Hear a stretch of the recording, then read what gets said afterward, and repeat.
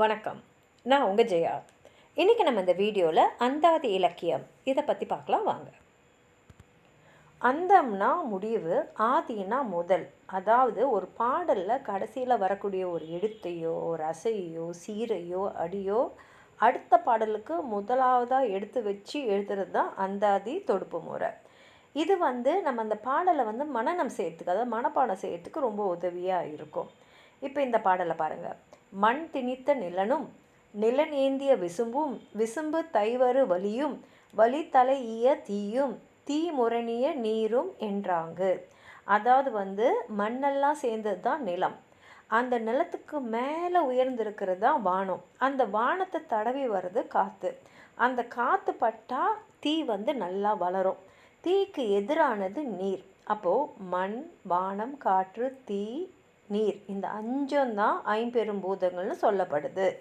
அதில் நிலத்தை பார்த்திங்கன்னா பொறுமையும், வானத்தை பார்த்திங்கன்னா அகன்று இருக்கிறதும், காற்று வலிமையும், தீக்கு அடிக்கிற ஆற்றலும், நீரை போல்ற அருளும் உடையவனே அப்படின்னு சொல்கிற இந்த புறநானூற்று பாடல் அந்தாதி அந்த அமைப்புக்கு சிறந்த இலக்கணமாக சான்றாக இருக்குது.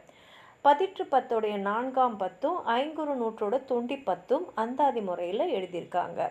ஆழ்வார்களுடைய திவ்ய பிரபந்தத்தில் முதல் திருவந்தாதி, 2ஆம் திருவந்தாதி, 3ஆம் திருவந்தாதி, 4ஆம் திருவந்தாதி, பெரிய திருவந்தாதி எல்லாம் சிறந்த பாடல்கள். அந்த மாதிரி பார்த்திங்கன்னா திருவாய் நம்மாழ்வாரின் மொழியில் 1000 பாசுரங்களும் வெண்பா, விருத்தம், கட்டளை, கலித்தொகை இந்த யாப்பு வடிவங்களில் அந்தாதியில் இடம்பெற்றிருக்கு. இப்போ சிறந்த அந்தாதி நூல்கள்னு பார்த்திங்கன்னா காரைக்கால் அம்மையாரோட அற்புத திருவந்தாதி தான் முதல் அந்தாதி இலக்கியம். அபிராமி அந்தாதி, திருக்கருவை பதிற்று பத்து அந்தாதி, பழமலை அந்தாதி, சடகோப்பர் அந்தாதி, சரஸ்வதி அந்தாதி எல்லாம் புகழ்பெற்ற அந்தாதி நூல்கள்.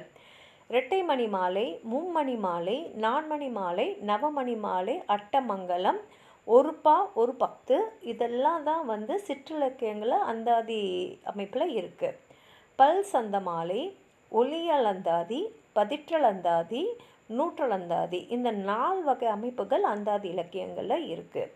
அந்தாதி இலக்கியங்களில் சிறந்த அந்தாதி அபிராமி அந்தாதி.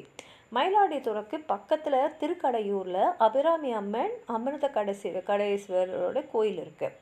அங்கே இருக்கக்கூடிய பராசக்தியை வழிபட்ட அபிராமி பட்டர், இவருடைய இயற்பெயர் சுப்பிரமணியர்.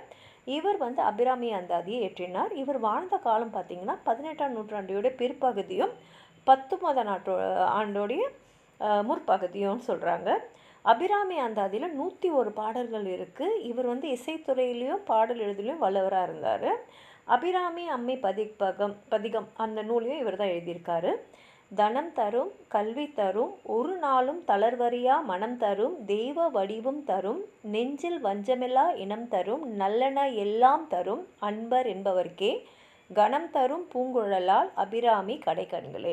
இது எழுதின வரிகள். இதோட அர்த்தம் செல்வத்தை வாரி வழக்கும், சிறந்த அறிவும் கல்வியும் அளிக்கும், ஒரு பொழுதும் சோர்வடையாத மனம் தளராத தைரியமான மனநிலையை தரும், அதே மாதிரி தெய்வீகமான அன்பான மற்றும் அழகான உருவத்தை தரும், நெஞ்சில் எந்த விதமான வஞ்சனமும் இல்லாத ஒரு உள்ளத்தை உறவினர்களையும் நண்பர்களையும் சேர்க்கும்.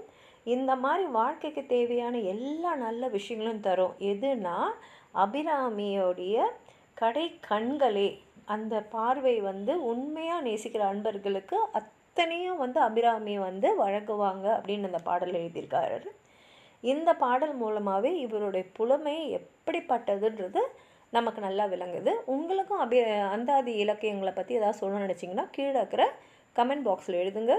இந்த வீடியோ லைக் பண்ணுங்கள், உங்கள் ஃப்ரெண்ட்ஸோடு ஷேர் பண்ணுங்கள். சப்ஸ்கிரைப் பண்ணாதவங்களாம் ப்ளீஸ் சப்ஸ்கிரைப் பண்ணி சப்போர்ட் பண்ணுங்கள். நன்றி.